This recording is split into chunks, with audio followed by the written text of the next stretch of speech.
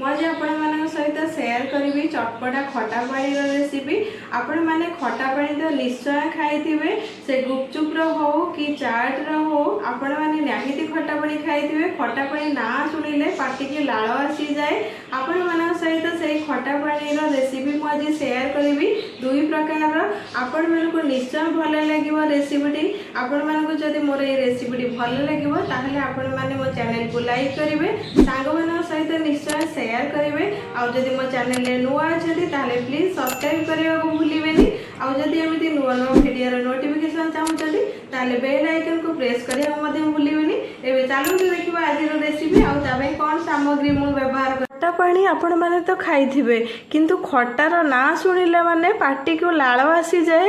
ସେ ତେନ୍ତୁଳିର ଖଟା ହେଉ କି ଆମ୍ବୁଲର ଖଟା ହେଉ କି ଗୁପଚୁପ୍ର ପାଣି ହେଉ ବା ଚାଟ୍ର ପାଣି ହେଉ, ଖଟା ପାଣି ନାଁ ଶୁଣିଲା ମାନେ ଆମ ପାଟିକୁ ଲାଳ ଆସିଯାଏ। ମୁଁ ଆଜି ଆପଣମାନଙ୍କ ସହିତ ସେୟାର କରିବି ଦୁଇଟି ଖଟା ପାଣି ରେସିପି। ଆଶା କରୁଛି ଆପଣମାନଙ୍କୁ ମୋର এই ରେସିପିଟି ଭଲ ଲାଗିବ। ନିଶ୍ଚୟ ଆପଣ ବନେଇକି ଏ ରେସିପିଟି ଟେଷ୍ଟ କରିବେ। ଏବେ ପ୍ରଥମେ ଦୁଇଟି ଜାଗା ମୁଁ ନେଇଛି। ଗୋଟେ ଜାଗାରେ ମୁଁ ଆମ୍ବୁଲ ନେଇଛି, ଆଉ ଗୋଟେ ଜାଗାରେ ତେନ୍ତୁଳି ନେଇଛି। ଏବେ ମୁଁ ଦୁଇଥର ଅଳ୍ପ ଅଳ୍ପ କିଛି ପାଣି ଦେଇ ନେଉଛି। ପ୍ରଥମେ ଆମେ ଦୁଇଟି ଯାକ ଜାଗାରେ ଯେତିକି ଆମକୁ ଖଟା ପାଣି ଦରକାର ଆମେ ସେତିକି ପାଣି ଦେଇ ନେବା। ଏବେ ପାଣିକୁ ଦେଲା ପରେ ଆମ୍ବୁଲଟା ଆମେ ବହୁତ ଭଲସେ ଏବେ ଚକଟି ନେବା। ଏମିତି ଆପଣମାନେ ଆମ୍ବୁଲଟା ବହୁତ ଭଲସେ ଚକଟି ନେବେ। ଏବେ ଆପଣମାନେ ଦେଖନ୍ତୁ ମୁଁ ଆମ୍ବୁଲଟାକୁ ପୁରା ବହୁତ ଭଲସେ ଏବେ ଚକଟି ନେଇଛି, ଯେମିତି ପାଣିରେ ବହୁତ ଭଲସେ ମିଶିଯିବ। ଏବେ ଯେଉଁ ତେନ୍ତୁଳି ରଖିଥିଲେ ସେଇଟା ମଧ୍ୟ ଚକଟି ନେବା।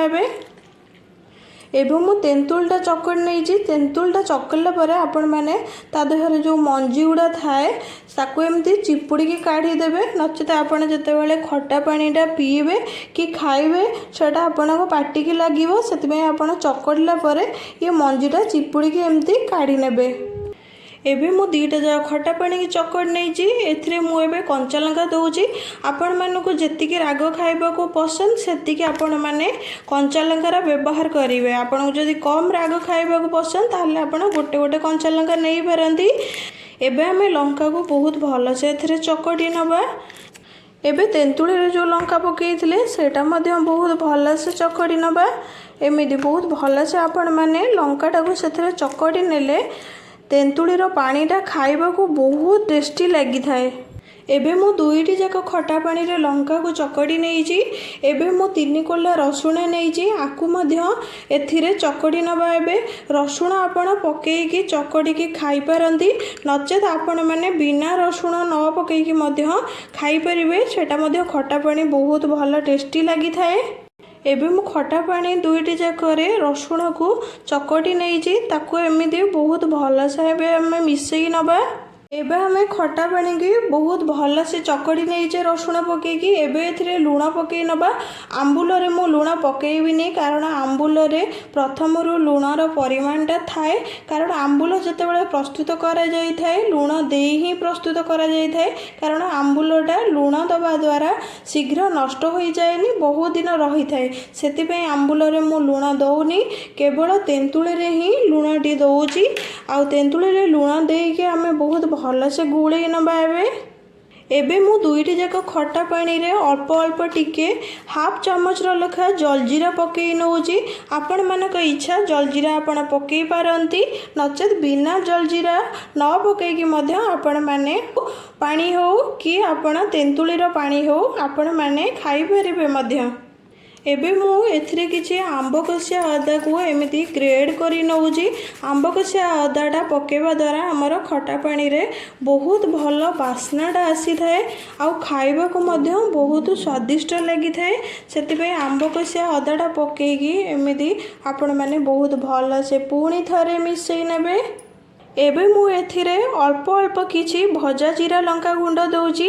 ଏଇଟା ବହୁତ ଭଲ ବାସ୍ନା ଆସିଥାଏ, ଆଉ ଖଟା ପାଣିରେ ବହୁତ ଭଲ ଫ୍ଲେଭର ମଧ୍ୟ ଆସିଥାଏ, ଆଉ ଖାଇବାକୁ ମଧ୍ୟ ବହୁତ ସ୍ୱାଦିଷ୍ଟ ଲାଗିଥାଏ ଆମେ ଯେତେବେଳେ ଭଜା ଜିରା ଲଙ୍କା ଗୁଣ୍ଡଟି ପକାଇଥାଏ। ଏବେ ଭଜା ଜିରା ଲଙ୍କା ଗୁଣ୍ଡ ପକାଇକି ମଧ୍ୟ ଆମେ ବହୁତ ଭଲସେ ଏବେ ମିଶାଇ ନେବାକୁ। एबे हमर दुईटी जाक खटा पानी प्रस्तुत हो गला। आपण माने निहाती मोर ये रेसिपीटी ट्राए करेंगे। आपण माने जो थे भी खाइबे आपण को ये दुईटी जाक खटा पानी बहुत स्वादिष्ट लगे। आशा करुँच आपण मानक मोर ये रेसिपीटी भल लगी।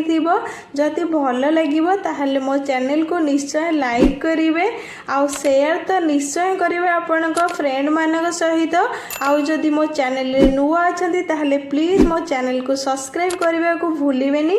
आउ जदि एमती नुआ नुआ वीडियो नोटिफिकेशन चाहूँगी ताहले प्लीज बेल आइकन को प्रेस करने को मध्य भूलिबेनी। एबे रहुची जय जगन्नाथ। आसीबे आ गोटे नुआ रेसिपी नहीं।